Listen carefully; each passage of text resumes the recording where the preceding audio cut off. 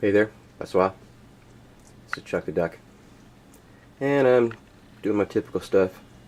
Raining outside, weather sucks. After a lengthy job search, mailing a few resumes again, no luck. But I also do other things while I'm on the internet here. I try to keep my mind busy. NASA satellite rocket launch fails. Lands in the ocean.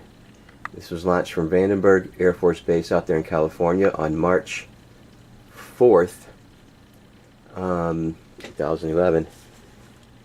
Now, the reason I'm bringing this up is because, and let me minimize this, go to the next one, bear with me, I'm doing this left-handed on my knee, my mouse here, and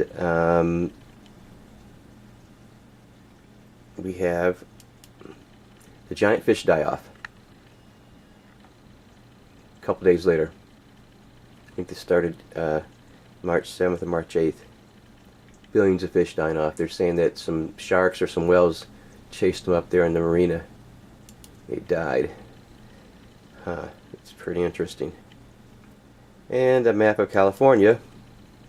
And if you can see I'm trying to follow my pointer here and do all this. Ranchero, whatever that is, that's about where Vandenberg Air Force Base is. Right there. And what I did is, you can't get the trajectory off this particular launch, but I got a bunch of other launch trajectories, and they all pretty much go straight here to the south, this way. That's probably so they can recover anything from the shallower water. Out here's probably more deep canyons and that. They probably got a path they shoot over. If something goes wrong, they can recover, and it's out in the open water. But Radondo Beach is only 130 miles south here of, darn it, when I'm doing this on my knee, of Brandenburg Air Force Base. And so if that thing launched into the south, and you had prevailing winds or tides or whatever, or ocean currents, these rockets are just full of highly toxic, just volatile bullshit, man. And it was probably, it was probably a solid rocket booster on the first stage, and it doesn't go out. You can't power. You can power them off, but it's hard to power these down. So they're going full blast until something happens. They hit the water, they blow up, something like that. And I think that the two are related here. This crash into the ocean with this volatile and toxic, and God only knows the construction of this the vehicle, the space vehicle that was a environmental, something to study the environment with. They're always a weather satellite or an environmental satellite, but they're always top secret at the same time. So we really don't know what was in that, weapon systems, any kind of high-tech, God only knows what kind of chemicals in there.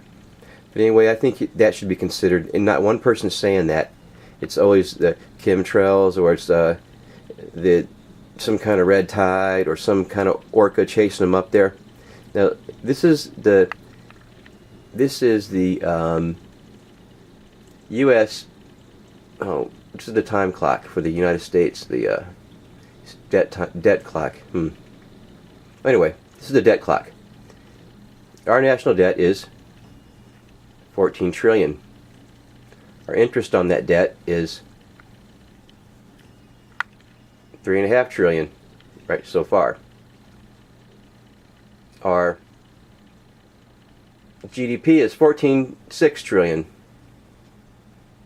and our debt is 14.2, plus the 4 trillion, the 3 trillion over here. Official unemployed, 13.6 million. Actual unemployed, 24.2 million.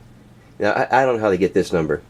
And whoever did the accounting, they missed it by 11 million people. Now, wouldn't you think, well, if you miss it by 2 or 3 million, yeah, but you missed it by 11 million. Oh, we just went up there. One on the actual unemployed. Okay, this is a really good clock to look at. Everybody should tune this in and sort of get a grasp. Now, most little pea brains, my pea brain especially, cannot comprehend these numbers. I can't. I look at this. I know it's a lot, but I can't comprehend it. I realized that $14 trillion as our national debt, you could probably, I think if you stacked $1 bills, you'd probably go past the moon. Now here's a total U.S. debt here is they get this number 55 trillion. But if you scroll on down to here, you get U.S. unfunded liabilities 112 trillion.8. So I mean, that's almost 113 trillion unfunded. Anyway, just some information I thought I'd throw out today. Stuck out.